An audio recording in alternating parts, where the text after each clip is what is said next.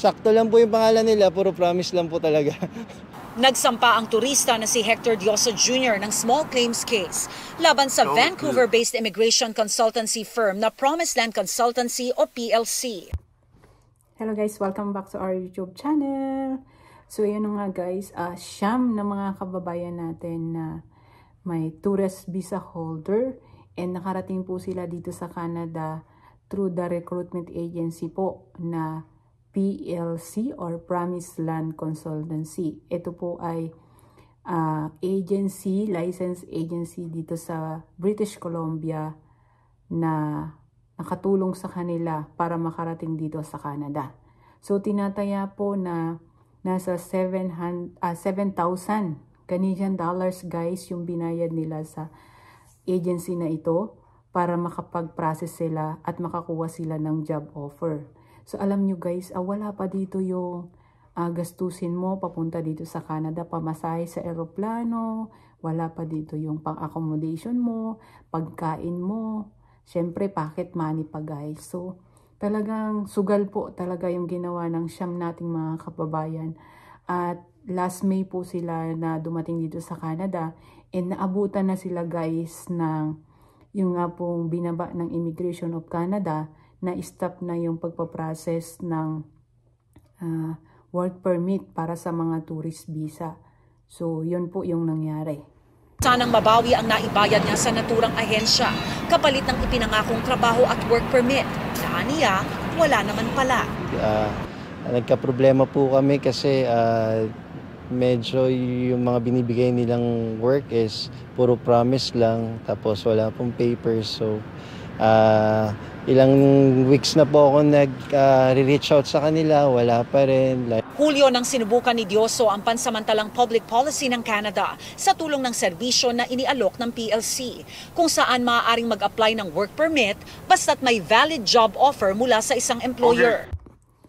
At so yun na nga po, yung sinasabi nga po dito ni Sir is yung pagdating nila po dito is puro pangako nga lang po yung recruitment agency, which is yung PLC nga po na nagpadala sa kanila at walang kasiguraduhan. Ayan nga po na pinapakita nila na yung contract or job offer nila ay wala naman pong perma ng employer. So walang kasiguraduhan hanggang sa dumating na nga po yung rules na binaba para sa mga tourist visa to work permit na hindi na magpa-process. Gusto po sana mabalik is yung full amount na 7,750 kasi po malaking pera yun. At the same time, parang pinaikot-ikot lang po nila ako. Binigyan nila ako ng job offer na wala naman po talagang naka-ready na papers. So sinamahan po sila ni Omni News para pumunta sa mismong opisina ng recruitment agency.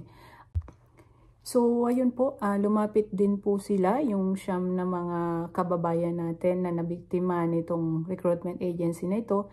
At ito po yung sinasabi ng Department of Migrant Workers. Parang ano yan parang conciliation pa lang yan. So, aalamin kung ano yung mga, yung sa part ng Promised Land, sa part ng complainants, titignan pa yan kung pwede pang mapagkasundo. So kung hindi po, wala pong mangyari sa ganon, magdedire-diretso na po yan sa kaso. Bagamat rehistradong kumpanya sa British Columbia, walang akreditasyon sa DMW bilang recruitment agency ang Promised Land Consultancy. So yun guys, it's very important po dahil ito nga pong sinasabi ng ating Department of Migrant Workers na si PLC or si Promised Land Consultancy ay based po dito sa Canada at meron po siyang license dito sa British Columbia. Subalit sa Department of Migrant Workers po ay hindi po siya accredited. So, you know guys, it's very important po guys na mag-double check tayo ng mga agency or mga recruitment agency. Dapat po ay na-check natin sa Department of Migrant Workers. Meron po tayong paraan para mag-check ng mga legit na agency so that mapiprevent po natin yung mga ganitong klase na mga scam or talagang sayang yung mga pera na ginagastos natin, yung effort natin, 'di ba? magre-resign tayo ng trabaho, iiwan natin ang pamilya natin sa Pilipinas, at makikipagsapalaran tayo. At the end is, mawawala na lang siya bigla. At syempre, sa mga nangangarap po na magpunta sa Canada, is mayroon po tayong proseso.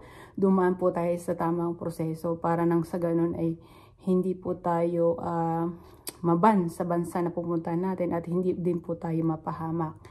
So, sana po ay kapulutan natin ng aral na ito. Asa si Diyoso na di man mabalik ang kanyang pera, magsilbi itong babala sa lahat na mag-ingat. Yung mga tao po dito is full of hopes and dreams, so kawawa naman din po sila. So, that's all for today, guys, and thank you for watching. See you in the next one. I wake up in the morning with a smile on my face, feeling thankful for the love and the happiness we chase. Sun is shining brightly, sky so blue and clear.